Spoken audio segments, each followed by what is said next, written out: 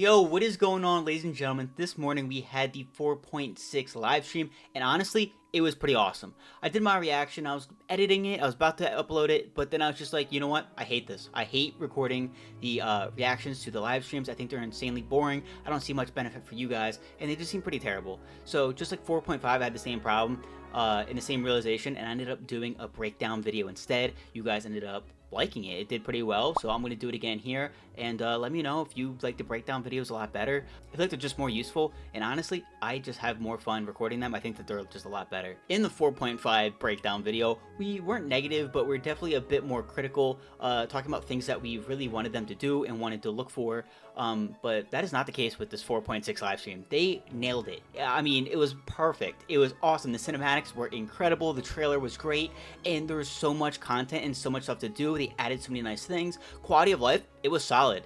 Could have been better, yeah, of course, but they're not going to be perfect. So I think they did a really good job and definitely a right step in the right direction. It's just that it's not going to be the best for everybody. But for those of you who like the teapot, it's great. I love exploring and I love using the compass, so the quality of life for the compass was just amazing, and I really appreciate it. So before we get started, you gotta go to the bathroom, you gotta get a drink, go do so now, and then get nice and comfy, get your cappuccinos, boys, because I mean, this live stream was the Arlecchino cappuccino stream, baby. I mean, it was all about her. It was amazing, and I cannot wait for her, so cheers. And you might be wondering, for every piece of content I do about Arlecchino, am I going to have a cappuccino? And absolutely I will. And speaking of content, let's get right into it. So in 4.6, we are blessed with 2 character story quests. I mean, it is just amazing. We are getting Arlecchino. Of course, that makes perfect sense. Whenever we get a new character, we get their story quest with them. And I mean, it's going to be amazing. Based on what the VAs were kind of saying in the live stream, it seems like this quest is going to be about her past, about who she is, about the orphanage, about her relationship with Lainey, Lynette, Fremine. I mean, it seems like it's going to be having a lot of lore in it, and it's going to be very, very good. I mean, we saw a little teaser of Lynette and Fremine fighting the Knave, which is insane. It looked incredible, and at first I was thinking, is this just the weekly boss? They're kind of just showing it off. And I was like, wait, you need to play the character quest in order to unlock the weekly boss. So I have no idea what the story quest is going to like have in it, but it's going to be amazing. I know that for a fact. I love doing these character quest playthroughs. They are so much fun, so I cannot wait to dive into this one. And then after that one, we are blessed with the second one. We're going back to the desert. I know, scary place, bad place, but it's okay.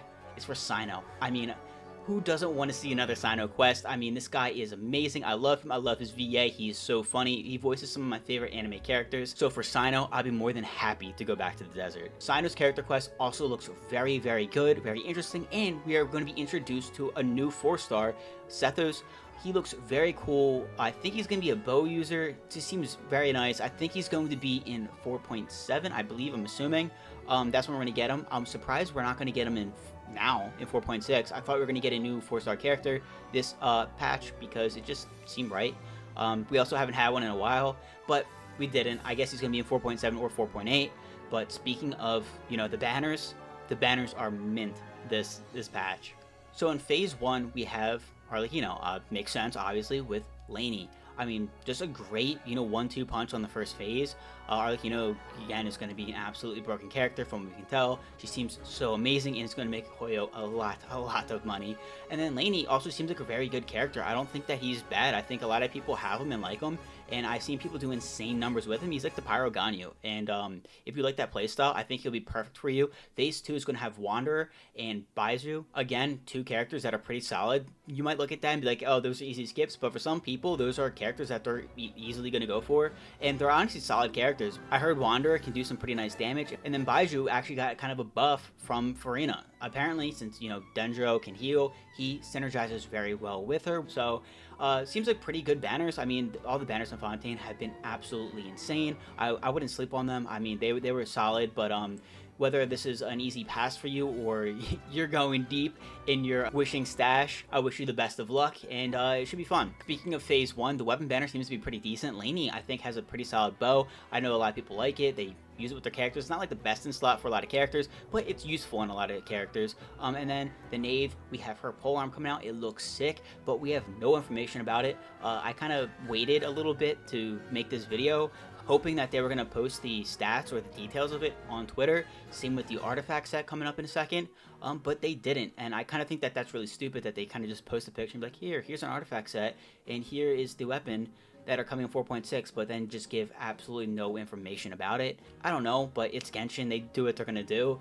So if you want to find out more about that, her signature weapon and the 2 new artifact sets that are supposed to be coming out, just keep an eye on their Twitter. Within the next couple hours, couple days, they'll be posting all the information about it. And I bet some of your favorite YouTubers will do videos on them, breaking them down and talking all about them and saying, are they worth, farming for or pulling for, etc. So I have high hopes for it. But again, if you're looking to pull the Knave, I mean, every polearm in the game is so useful and so broken. So, I mean, you probably don't need it. I wouldn't say you're going to need her signature weapon, but it could be useful. So if you have the wishes, I'd look into the details first. But then talking about the artifact sets, I mean, so the leaks have been pretty good for this patch. They've been pretty accurate, pretty solid. The details that they're missing, or the information that they didn't know about, we still haven't gotten. So like I said, the details on the weapon, the details on the artifact sets. So, but everything else they were pretty right on.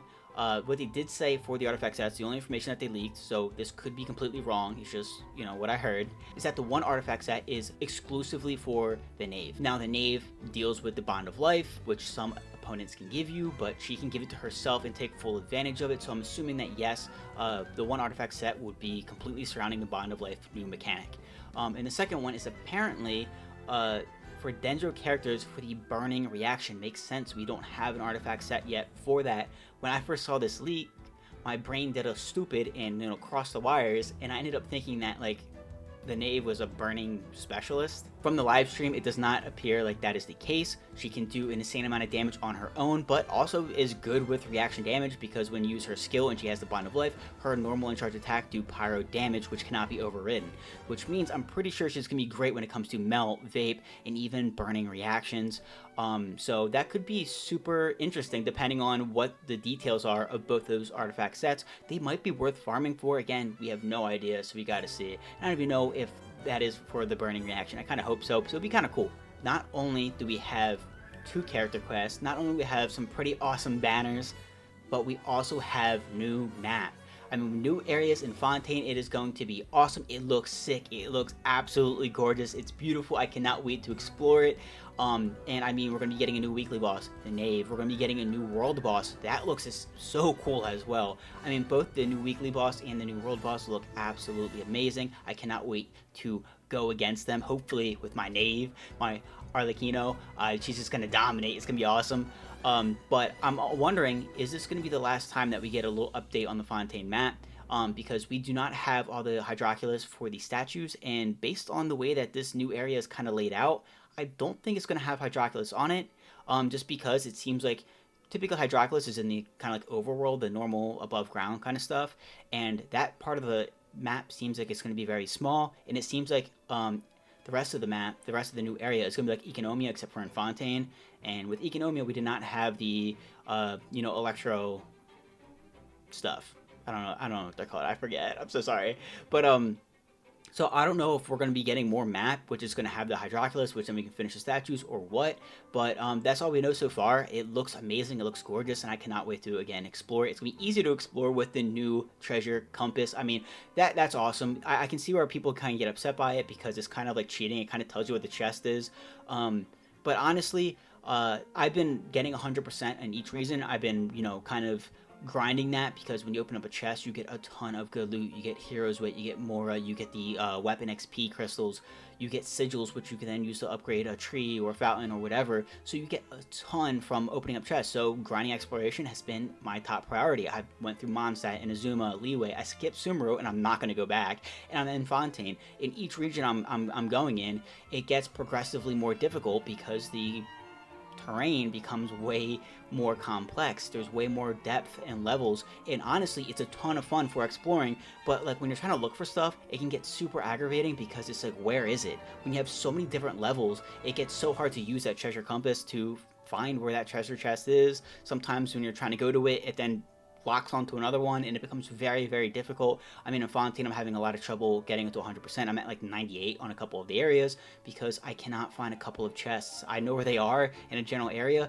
but the treasure compass is not helping at all. So I think the new quality of life improvement to it, it's nice. It's better than nothing, and I appreciate it, and I cannot wait for that. Yeah, you know, when the chest just pops up on the screen, it kind of just doesn't feel that great, but you know, it is what it is. It is better than nothing. I'll take it. The new events also look so good. I mean, that Ito event looks like it's going to be amazing. I mean, this dude's in a band now. I hope he's going to be belting some bars. I want to see this man sing. I mean, it's going to be angelic. You can just tell. Ito has got a voice of an angel. You put that guy in an opera house, he sells out. That's what happens. But that looks like it's going to be an incredible event. Not only does it look like it's going to be a ton of fun and very funny, but I mean, the cast is just an all-star lineup. We got Miko, Ito, probably Goro, because we're getting him for free, which is awesome. I mean, Kuki, Hazo, Yoimiya. I mean, what else can you ask for? That is going to be so cool. I cannot wait for that. Some of the other events look super awesome as well. Seems like we're going to be getting a lot of primos and wishes in this patch. It's just going to be great. Between the exploration, all the character quests, and the events, it's just going to be a time to be alive. If you do not have enough for the Knave, you might be able to grind quickly and get enough. It's going to be nice. Maybe I might go for her weapon. I might go for weapon if it's good. But I'm super stoked. I think it's going to be a ton of fun. It seems like a lot of fun. One of the events, I forget what it's called, but the hide and seek event, I wasn't around when it first came out, but all my friends are hitting me up and like, dude, this looks like so much fun. We cannot wait to play it. So I am so stoked for that. Can't wait to try it out and dive right in. It's just kind of funny because, you know, the big problem with Genshin is everyone wants the end game content. These mini games are end game content. Why can't they just keep them in? You know, you got employees that put in so much work to program and create them and to make them a part of the game. But then it's like, okay, we're going to keep it for a week and then we're going to get rid of it. So I hope that eventually Genshin just decides to start keeping these events in for a lot longer. You know, the minigame events, you know, you don't even need rewards from them. They just give you something to do and you can play with your friends, and it's great for not only killing time and, you know, having fun, but also it's a great because it encourages multiplayer and it encourages co-op, and you have stuff to do with your friends, and I think that that's very cool. So I'm very excited to start playing that. If you enjoyed that minigame, you know, let me know in the comments down below. It seems very cool. Maybe I might make some videos with my friends and just like messing around and playing on it. That should be a ton of fun. But I mean, listen, this patch was great. There's not much you can take away from it. I was watching it and I'm like, first of all, production's amazing. And I'm like, I'm gonna not be able to sleep for the next 48 hours after it comes out because of all the content. I mean, I love doing the character quest playthrough, so I'm gonna be doing 2 of those. I'm gonna be wishing for the Knave. I'm going to be, you know, doing breakdowns of how to take out the weekly boss and world boss in a video on each. I had done that before, and it was a lot of fun, you know, just talking about all the attack patterns, how to see them coming, seeing the signs, how to dodge, when to strike, what kind of teams you kind of want to use to best take them out and have the easiest time possible playing against, fighting against the world boss and weekly boss, so you can easily get that loot. So I'm gonna be doing that as well. And then also all the Knave content. I mean, just again, wishing for her, a breakdown and analysis of that character and the impact she's going to have on your account, or possibly have on your account, like I did with the Raiden video. So I mean, there's just going to be a ton of content coming. So if any of that interests you, you don't have to subscribe, but just keep a lookout for it, because I'm going to be dropping that all very soon after the update. It is going to be a blast. And listen, 4.6 is going to be such a great time. There's so much to do, so many new things, so many awesome things. Let me know down in the comments below what your favorite thing is from 4.6. Mine is definitely the Knave. Yours probably is too, but was it new area? Is it the new artifact set? Is it the Knave? Maybe someone else on the banner? Is it the events? Let me know. I'd love to hear from you. But that is it. I hope you guys enjoyed 4.6. I don't think there's really anything we can do to criticize it. They did a pretty good job. So when Genshin does good, you gotta give them their props. So that is it. Hope you guys enjoy, and peace.